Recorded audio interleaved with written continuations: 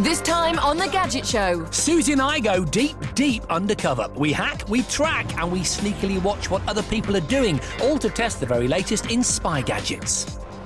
As part of this, we race across London in a tracking challenge that ends in a brush with the law.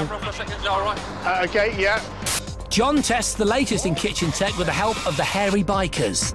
And Dallas attempts to build a world record-beating racing car out of power tools.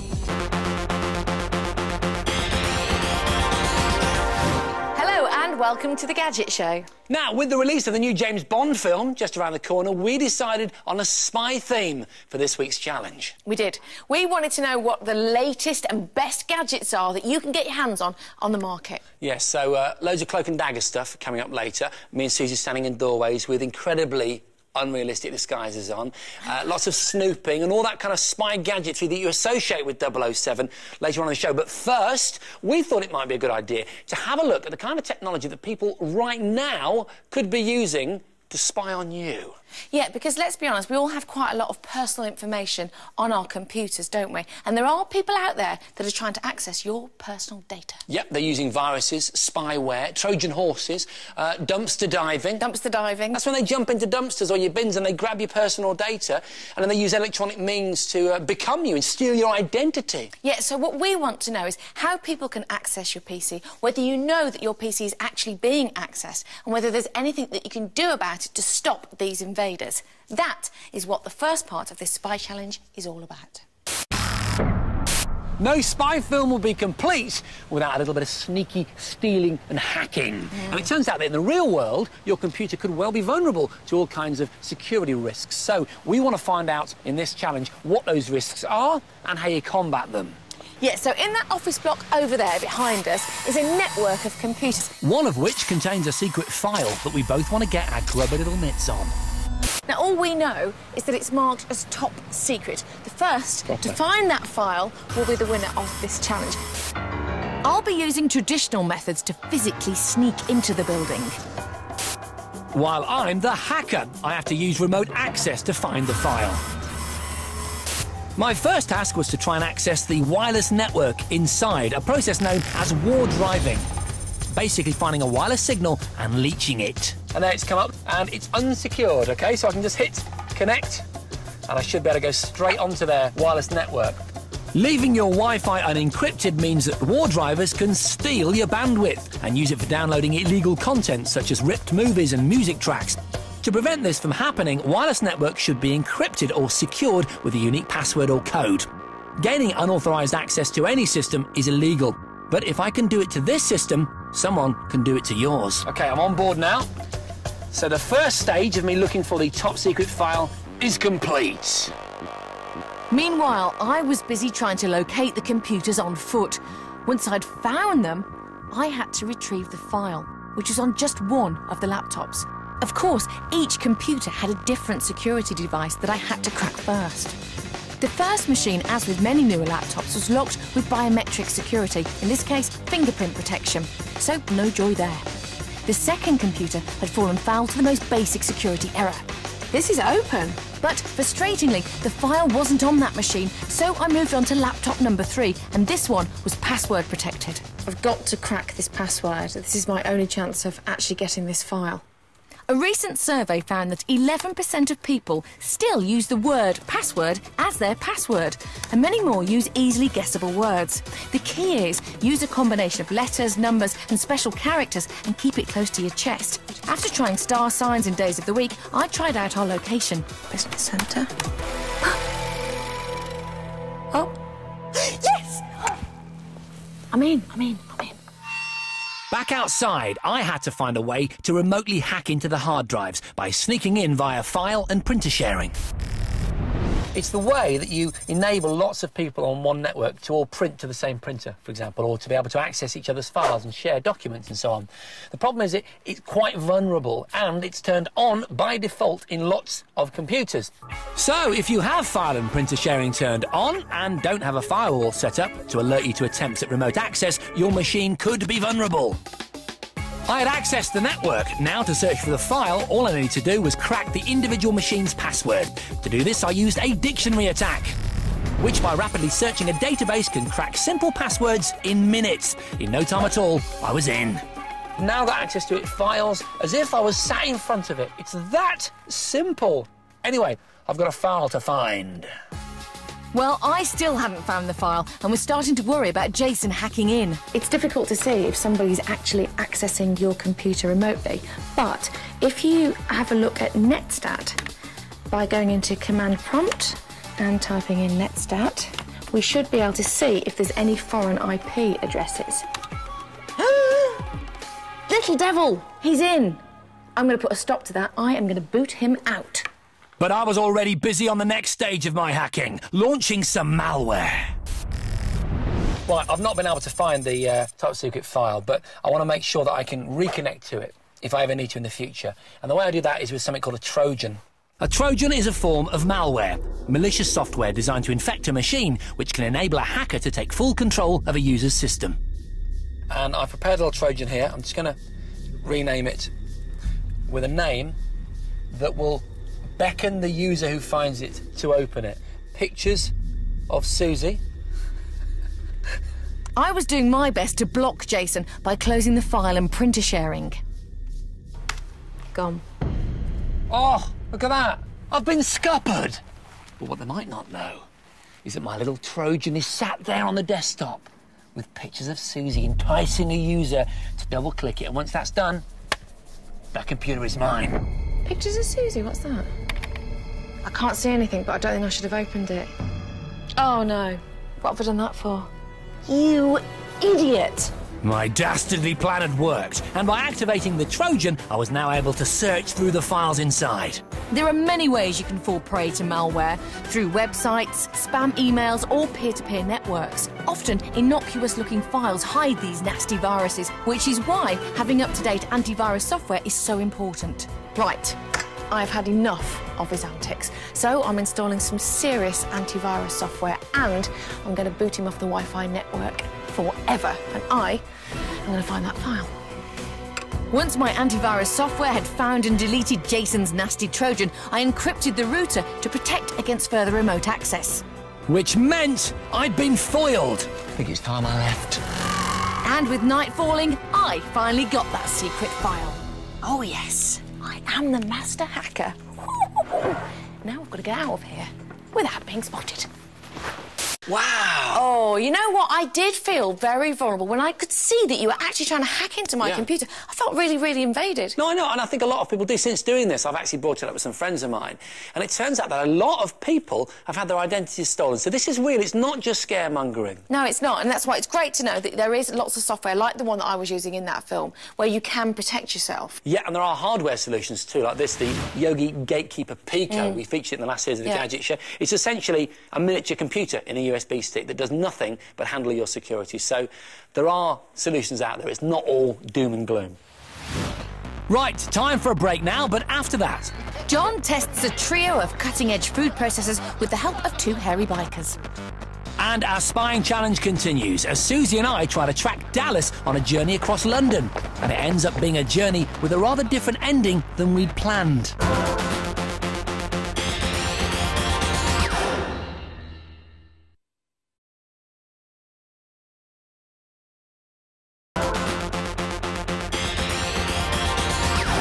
Welcome back. Now, I want to talk to you about a certain kind of kitchen-y gadget that should make your life a whole lot easier.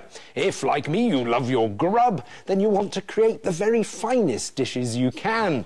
But if, like me, you hate all the mixing and mincing and chopping and grating and grinding and accidentally chopping off half of your fingers in the process, then you'll need a labour-saving food processor. Thankfully for Gadget fans, the technological revolution has thoroughly embraced the food processor, and there are now some very impressive models available. But which one's best? To find out, I headed north for a bit of testing. My destination was Cumbria to meet hardware-loving chefs, the Hairy Bikers. They'd chosen a recipe that would really put my food processors to the test. What are we going to cook today, then? What we're going to do is a simple leek and potato soup with some homemade bread rolls. Now, these will show 3 of the functions that all these machines can do. That's chopping, kneading and processing, and we'll see which ones are the best. For you, Dave, I'd like you to use the KitchenAid Artisan. It's very posh, and very swish. The KitchenAid Artisan is our test's deluxe model, with a die-cast metal base for stability and a 650-watt motor which automatically adjusts its speed for the task in hand. So you've got the Magimix Cuisine 5200 XL. That's written on the front. Do I really? Yes. Can you get tablets for that? The Magimix has a powerful 1100-watt motor and a large 3.6-litre capacity. It includes a top-quality Sabatier blade, and the bowl is made from the same material as aeroplane windows for extra toughness. There's kind of like a Ferrari vibe going on there, isn't there? You know, whereas this is more like a Volvo. You know, it's like big block, thump, just does it, you know. I've got the Kenwood Multi-Pro Libra. The housewife's choice. Kenwood's top-of-the-range Multi-Pro Libra has a 1,000-watt motor and a myriad of extra gadgetry, including a blender for liquidizing and an inbuilt set of scales. You can launch a space shuttle with that. It's amazing. Our first task was making bread, so it was on with our dough blades and in with the ingredients. Now, also, with my built-in scales, I can tear them, which means I can put it back to 0, and then I can keep weighing more and more stuff easily. Can you not just add up? Yeah, but I have arithmetic. Once we'd added the water, Si's Magimix was soon making a nice ball of dough. I've got to tell you, boys, it's slowly happening here. Look, he's getting dough. But my Kenwood had developed a bit of a wobble. I've seen dancers like that in Rio de Janeiro, haven't you? Well, look at the KitchenAid, it's rock steady. Yeah. But Dave had spoken too soon. The so-called sturdy base was running away. 200 extra. That's perfect. It's elastic. It's really good. That's good. Stuff's pretty good. Actually, this is fine. So, our buns were in the oven, and so far the hairy bikers have been impressed most by the Magimix. But how would their chopping abilities compare? Wow, that is nuts. That is brilliant. That is brilliant. Si's sharp slicing disc made short work of his veg. I love this machine. And Dave's KitchenAid wasn't far behind. Oh, not bad. Ooh. The KitchenAid and the Magimix both have wide feeding tubes, big enough for 2 potatoes. But frustratingly, mine couldn't even cope with a small onion. So, back to the old school method for me. And despite its variable speed settings, it still needed a helping hand. Ah! Right, let's see what it's done to these. Right. It's kind of quite mushy, though, isn't it? It is. Look at that. Where the blade hasn't been cut and clean. It's this is as well. Yeah. But look at that one. It's absolutely clean as a whistle. That's turned chopping veg into a work of art, isn't it? Yeah. And there's very, very little. Look at how clean the blade is as well. It just does the job really effectively. So the Magimix had impressed again. On to our third test, processing the soup. Each processor has a mixing blade for pureeing. But my Kenwood also has a dedicated liquidizer. Well done, John. Suddenly, the KitchenAid wasn't looking so stylish. It's all coming out. Oh, look, it's leaking like Mary Diddley. No. All I can say is the lid is on properly. Put the lid on. This turns it from a centrifuge into a vortex. No, really? Yes. A centrifugal action pushes the food to the outside of the blender as it spins, but a vortex pulls it into the blade, meaning it should give a smoother blend. Right, let's have a look in here. And I was pleased to see there were no leaks, other than the vegetable variety. Would the Magimix do as good a job? It's leaking. Man! Wow! I'm very, very surprised. I am very surprised, actually. Very surprised and slightly disappointed. With our meal complete, it was time for the final verdict. So, the big question is, which out of the 3 would you prefer, Dave? I think I would prefer the Magimix because I think the way it cut the food up, the speed of it, the build of it, it was fantastic. So, Si, your own preferences? The Magimix for me. It did its job very well. It has great blades.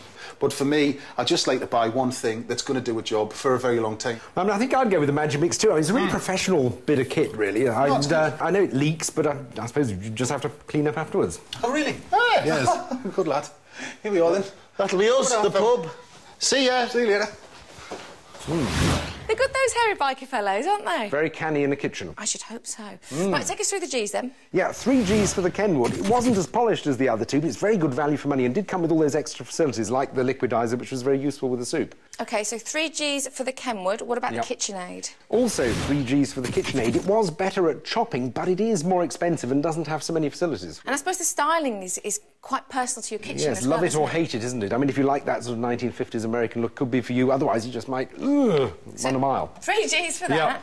What about the Magimix? Well, 4 Gs for the Magimix. It would have been 5 if it hadn't been inconsonant with the soup. But, I mean, in fairness, a lot of food processors of that kind do tend to leak a bit, so one shouldn't be too harsh about that, though it did do it spectacularly. On the other hand, it was the most professional of the 3 by a huge margin in terms of its chopping. OK, so the Gadget Show's favourite food processor is the Magimix. Now, you're probably aware that here on the Gadget Show, we take our product testing very seriously. It's all aimed at helping you make the right choices when buying your gadgets. And if you go to our website at 5.tv/Gadget Show, you'll find our Best Buy section in the centre of our homepage. Just click on the product you're interested in and you'll see our 3 main recommendations in that category, along with a short video review of each. And while you're there, remember to vote for your Gadget of the Year. What gadget have you seen or bought in 2008 that has impressed you the most? We'll count all of your votes and give you the results in our Christmas show. Now, everyone knows that the iPhone has set the agenda when it comes to touchscreen interfaces on mobile phones, but few are as small as this. It's from a Swedish company called Neonode. This is the N2, and it really is very, very dinky. It's got all the kinds of applications and hardware that you'd expect on a much, much bigger phone. It's got a 2-megapixel camera. It's got Bluetooth, you can whack headphones in it, and some really interesting third-party apps, one of which is a streaming music player, which allows you to record music from streaming internet sources, which is very interesting. It comes with a mini SD card of 1 gig, but you can actually boost that to larger memory sizes. And I'll say this, it looks very, very unique. You're not going to mistake this for any other phone on the market. I love the rubberized feel. It comes in 5 different colours, and I reckon this could be very popular. Right, time for another short break now, but after that... Dallas tries to build a record-breaking car from a leaf blower. And in our spying challenge, we test tracking gadgets as we chase Dallas across London. And try out surveillance gadgets to eavesdrop on former Olympic runner Ewan Thomas.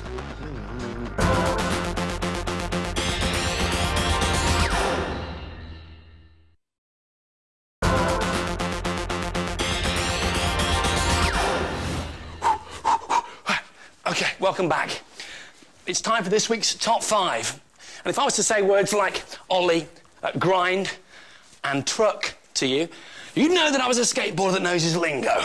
That's right, this week's Top 5 is all about sick boards. Come on. OK, out of control. We gathered together 15 of the best boards on the market, so we could put them through their paces and decide which deserved a place in our Top 5. So, here are the 15. We've got some traditional skateboard designs, some of the aptly named longboards, and some more quirky innovations. To test them, I've got together some skateboard virgins, some top pro skaters, and there's one enthusiastic amateur. It's me. So, are you lot ready? Yeah! Then dig in! Make pigs of yourselves, grab whatever takes your fancy. Over the next couple of hours, we each had a go on all 15 boards. We then rated them in order of preference 1 to 15. I counted and verified the results, and here comes our top 5.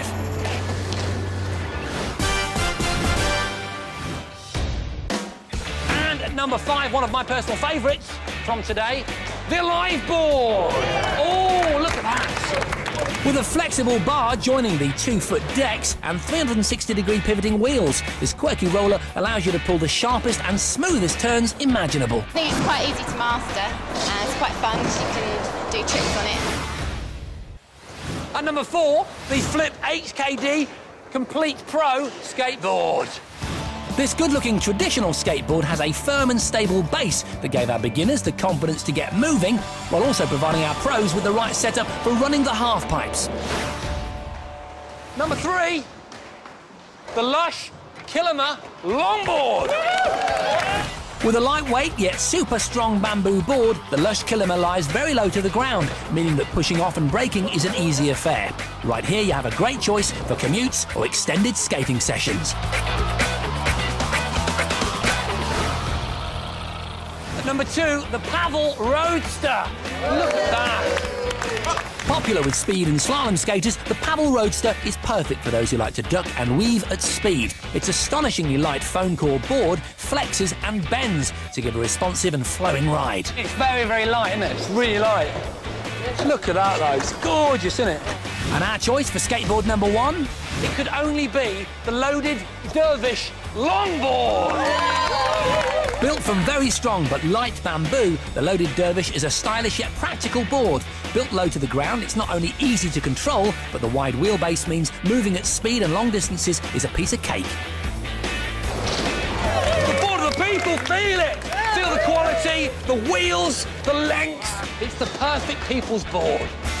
Whoa! Oh, aren't they cool now? Absolutely brilliant. 2 longboards in the top 5. I know, isn't that amazing? I mean, I'm really pleased that the loaded Dervish won. But yeah, you're absolutely right. It's remarkable. 2 longboards, which means that longboarding really has come out of the niche and into the mainstream. And it's acceptable. It's good.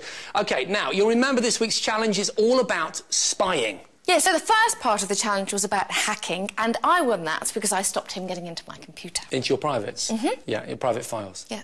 OK, so for part 2, it was all about tracking, the art of following a target without being discovered. Our mission was to track Dallas as he made his way across London to a mystery location. He knew he was being followed, and our challenge was to find out where he was going. The first one to get to his destination without being seen by him would win the challenge. For this tracking challenge, my gadgetry came in human form. Private investigators Ken and Keith, both ex-military, the bulk of their work is on child abduction and corporate fraud cases. Ken will be with me and Keith on the back of a bike, all linked with good old-fashioned comms, mobile phones and an old-school earpiece. I, however, was going to keep track of Dallas and his high-vis yellow car with the help of the latest tracking technology. So I've got my hands on this rather cool little satellite tracker. It's got 2 really strong magnets on the back. Now, it works via GPS, but it's also got some really clever mobile technology inside. So it can send its position in an email to a server, which I can access through a website. So if I just put this under his bumper here in his car... Of course, planting tracking devices on people without them knowing is not legal. But since Dallas was in on the challenge, we were in the clear. I tucked myself away in a discreet street cafe. I was typing my tracker's unique code into the mapping website. Would it find the yellow car? Yes! Go, go, go! Yellow car is coming down here on the right-hand side now. The car's gone red. That means he's on the way. Dallas Campbell is on the move. I've no idea how Jason or Susie are going to be doing this, but I've got to just be aware for people following me. Is that car following me? Right now, I'm directly behind the yellow car, which is not good. Everyone looks really suspicious. Calm down, boys. No panic for me. In fact, it couldn't have been easier. Using GPS sensors to locate itself, the tracker was sending regular emails to this mapping website, giving me the exact position of Dallas's car. Tracking technology is evolving rapidly. RFID, or radio frequency identification chips, store information that can be accessed using radio waves.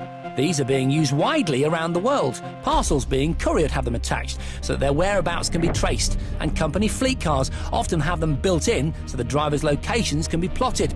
They're also now being widely used in passports, and in the future we could be carrying them in credit cards, for example, so our lifestyle and movements can be monitored. Back on the streets of London, I was worried my real-time GPS system here had a flaw.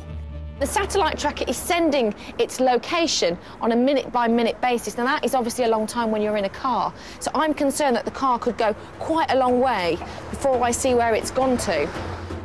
I was concerned that we were getting too close and that Dallas was going to see us. Turn left, go. We're letting you take the lead for a while because we were getting too close there, Sierra Alpha 2. I could feel people watching me, but I had a plan up my sleeve to try and throw them. OK, so what I'm going to do is I'm going to dump this car to see if I can... And what are they doing? I decided I'm going to dump the car and carry on by foot to really throw them off the scent.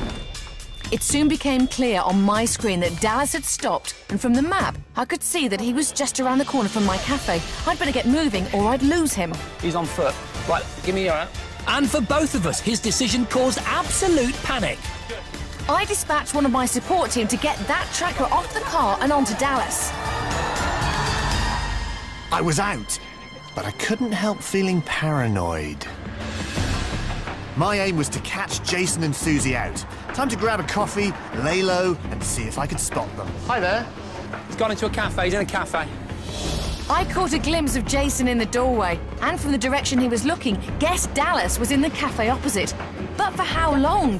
One of my accomplices returned with a tracking device. Next task was to drop it into Dallas's bag. Quick! Before long, Dallas was on the move again. And incredibly, an RAC man who happened to be a big fan of the Gadget show, I'll help you, mate. I'll watch your programme. saw me filming and guessing I was on a challenge, asked if he could help me out. Pull over here, pull over here, pull over. We're tracking somebody, and he's got a little satellite tracker. He's going down Horse Ferry Road. Where could somebody go to that would be relevant to spying? MI6. The MI6 building, Britain's spying headquarters. Could Gary the RAC man be right? Do you know what? I'm going to take a punt. Can you take me there? Tracking devices like mine are specialist pieces of equipment, but more and more concerned parents are using the ability to track a mobile phone to gain reassurance that their kids are where they say they are. A GPS-enabled mobile phone can be tracked via the internet. Once the application is up and running, at regular intervals, the phone sends specific GPS coordinates that can be viewed on a map when you log on. Meanwhile, my team and I had spread out, and we're tracking Dallas's route using just our investigative cunning. I don't want to go into the... I'm going to... Hang on, hold it. The problem was, because we had to keep him in sight, there was much more chance of Dallas spotting us. He's running now. OK, we're nearly there. I'd hoped I was one step ahead as I arrived at the MI6 building. Meanwhile, I was trying to keep up with Dallas, but I still wasn't sure where he was going. He's going over the road, opposite MI6. Tough one, he's right there. This is where we're going. So it was MI6, and as I was already there, I'd won! But Dallas's journey was far from over. While we'd been playing at spies, the real thing had been tracking our every move. Dallas Campbell, Gadget Show, Channel 5. Right. New jeans, T-shirt. OK. OK. Switch the camera for a second, is that all right? OK, yeah. Wow, that was serious. How ironic that we're spying on him and then other people are spying on all of us. There are other words I'd use as well as ironic. Frightening. Yeah. Scary. I mean, the police were incredible. They did arrive so quickly. It was remarkable to witness. Yeah, pretty amazing. But it was such an exciting challenge. It was exciting. I'm really impressed with the technology. Well, I think the tech won because you could see the map in front of you, and I could physically get to MI6 before you. You couldn't actually walk past him. You're absolutely right. It was very difficult in the final stages to get past Dallas without being seen. Very exciting. Pretty amazing. Well, after our excitement, more excitement for you now because it's time for this week's awesome competition. Yeah, this week you could win enough kit to fill your entire house and then have a few gifts over, you know, to give to the neighbours. Nice. Yes, it's a truly life-changing amount of gadgets which will be arriving on your doorstep in the next few weeks. So grab a pen, grab your mum, grab the cat, grab whatever you like, because here comes the ridiculously long list of gadgets. This week, you could win A loaded Dervish skateboard. a Magimix Cuisine 5200 food processor, An Oral-B Triumph electric toothbrush. a Neonode N2 mobile phone, A brand new iPod Touch. a MindLab Explorer SE metal detector, A Panasonic compact digital camera. and a Surefire E1 backup torch, An HQ Symphony beach kite. a 50-inch plasma TV, A 32-inch LCD TV. and a 20-inch LCD TV, A Slingbox Pro. and an in-focus DLP projector, A 5.1 surround sound speaker system. a Pyromat gaming chair, And a high-end desktop gaming PC. a MacBook Air, A Nintendo Wii, a Wii Fit and a DS Lite. a Microsoft Xbox 360, A Sony PS3 and a PSP. and a whole load of games for all the consoles, A pair of Yukon Tracker night vision goggles. a Solio solar gadget charger, An Epson photo printer. a pair of Mordant short speakers, A high-def Blu-ray player. and 30 Blu-ray movies, A high-def Sony camcorder. and a Gorilla Pod, An Urban Mover electric mountain bike. a pair of Bose noise reduction headphones, An Alert Me home security system. a pair of Wiley XSG1 sunglasses, A Berghaus Bioflex rucksack. a Coleman Road Trip Pro Barbecue, A Tefal Vita Cuisine. a Turbo Chef blender, and a hand presser Wild. A pair of high-end Asics trainers. And an Adidas My Coach. A Leatherman Charge multi-tool. A G-Shock Golfman watch. And a Pure DAB radio. An 8GB rugged USB memory stick. A Pocket Surfer. A remote control vision tracking system camera car. A Breville Blue Ice 2-slice toaster. A year's free subscription to Sky's full HD service plus dish and decoder. And a year's free broadband at the very best speed we can reasonably get where you live. And an appropriate Wi-Fi router. And £50 worth of calls a month free for a whole year on the 3 network. And a Skype Phone S2 mobile phone. And a cuddly toy with a hidden security camera in it. It's a massive prize fund worth £16,500. And to be with a chance of winning it, you need to know the answer to this question. Who currently plays James Bond's Boss M in the 007 film series? Is it A. Edward Fox, B. Judi Dench, or C. John Cleese? To enter, call 0904 1616 555 or text A, B or C to 63555. Calls cost £1.50 from a BT landline. Calls from other networks may vary and from mobiles will cost considerably more. Texts cost £1.50 plus one message at standard network rates. For rules, go to 5.tv/win. Lines close at midday on Monday the 27th of October and we'll show you the question again at the end of the show. Good luck. Next up, it's Dallas. This time he's been keeping up with the age-old Gadget Show tradition of making gadget vehicles. Now, you may remember that Jason in the past has made hoverboards, water-powered rocket cars, and Dallas, in fact, made this world record-beating scale-electric car. Well, this week, he took up the challenge of making a drag racer out of power tools. I reckon I've got this building new gadget stuff off pat now. Let me explain. The process begins with me wandering into an unglamorous workshop and meeting a pair of skilled engineers. Hi, Kim, nice to meet you. Really, I'm excited to be here. Excellent. Ready for the big race. Nice to have you on the team. They then help me build something that starts out looking a bit rubbish and we get laughed at by the opposition. But by the end of the day, it all comes good, our machine turns out to be a world beater and we end up clutching trophies and spraying champagne. Brilliant! This time, the mission was to create a drag racer that used power tools for propulsion, then rated against a whole field of other homemade power tool dragsters. My team were Declan Hicks, a professional drag racer who was runner-up in last year's event, and Kim Saunders, a logistics man. What have you got for me so far? I brought this. That's great. I think we're going to need something with a bit more power. Well, show me what you've got. Oh! So that's a blower? That's an industrial specification leaf blower. OK. Which has got a rather nice Honda engine on, which we can tune up. Our leaf blower would provide 90 miles an hour of wind power, but we still needed to build a lightweight vehicle around it. For that, we used one of those kiddie bike frames that you put on the back of a normal bike. Fortunately, the leaf blower came with a special anti-vibration handle, which would be perfect as my handlebars. OK, it's really starting to take shape. Have a look at this. We've got our steering sorted out on our engine. Kim, if you give me a hand here. This slots on to the front like that, which means we can move around and the whole thing steers. And what we've got is a really cool-looking, proper low-rider chopper-style thing with school chair on the back. After just 4 hours intensive welding, banging, cutting and tea drinking, I had myself a pretty neat-looking power tool drag racer. It could just be a winner, and we went to bed happy that night. It was race day, and as I rounded the corner into the hangar to check out the opposition, I felt yesterday's confidence drain away from me. Before me stood the most magnificent machines, an awesome 4-geared trike powered by 8 100cc chainsaw engines, and a truly amazing chainsaw-powered V12 go-kart, which packed an incredible 40 brake horsepower.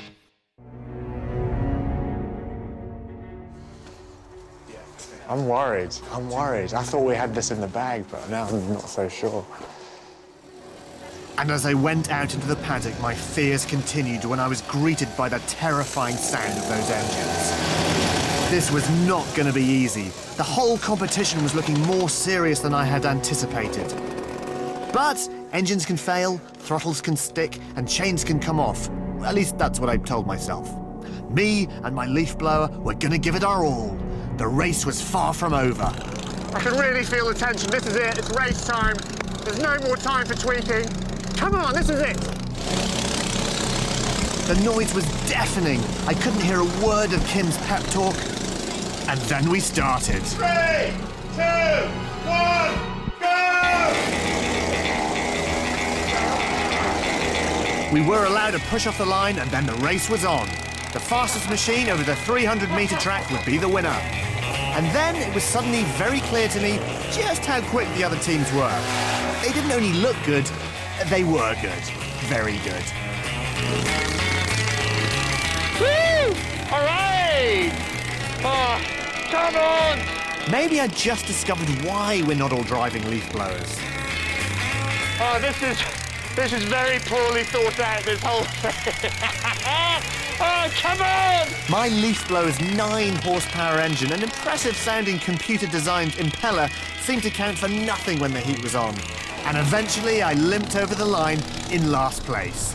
I'm really embarrassed. You were racing a leaf blower. I know, but think about it. Jet power, that's what I was going for. You were blowing leaves. Yeah, but look at the size of it. It's massive. You were blowing big leaves. I know. I'm sorry.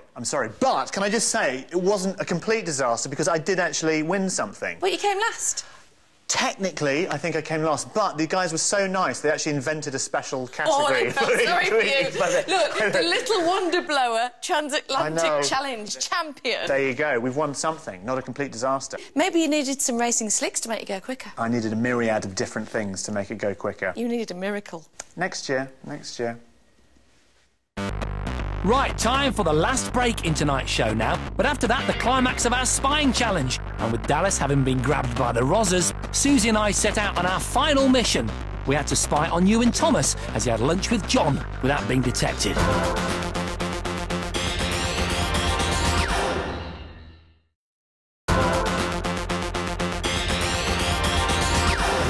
Welcome back. Now, it's weird that you're watching us because the third and final part of this week's Spy Challenge is all about surveillance, the art of keeping your eye on someone, yeah? Yeah. Knowing where they are at all times. Look over there. So, remember, the first two parts of the challenge were hacking and tracking, and I won those. So, really, this part of the challenge is just about Jason kind of redeeming himself a little bit before I call him a big fat loser. So, we headed into the deepest, darkest depths of London's Soho. Susie, where do you think I am? You're behind the sofa. I can see you. Yeah, all right. OK, spoil it for me. For our surveillance challenge, we needed a real-life surveillance situation. So we found a location, Soho's Inamo restaurant, and we had our mark, former Olympic athlete and gadget lover Ewan Thomas, who thought he was there to be interviewed about his favourite gadgets by our accomplice, John Bentley. Our challenge was to find out what they ordered for lunch and how much it cost by eavesdropping on their conversation and watching them. A tricky job, as Ewan would recognise both of us easily if he saw us. So here's the plan. John and Ewan Thomas are going to be sitting at this table here. Now remember that Ewan has got no idea what's going on. He thinks he's doing a regular interview with John, who is completely in on it. Yeah, and I'm playing the part of a super sleuth. Super sleuth. Yeah? I'm going to be sat over here. Yeah. Right? Makeup, wig, costume. Oh, you love it, don't you? Oh, yeah, I absolutely love it. OK, so you've got your eyes, your ears and your wits about you. I've got tech. So I've got this camera up here, which uses 3G, so it can zoom and it can pan using my mobile phone. Fantastic. Right? OK, and then I've got this GSM transmitter, which also uses phone technology. I can listen in to the conversation, and it's cleverly disguised as an adapter. Have I not got any gadgets at all? You've got no gadgets, you've just got yourself, and we've only got an hour before they turn up. Really? Yes. I better get to makeup. OK, and I better get on with my tech. I set about perfecting my disguise. Meet Bond. Jason Bond. I plugged in my GSM transmitter next to the table.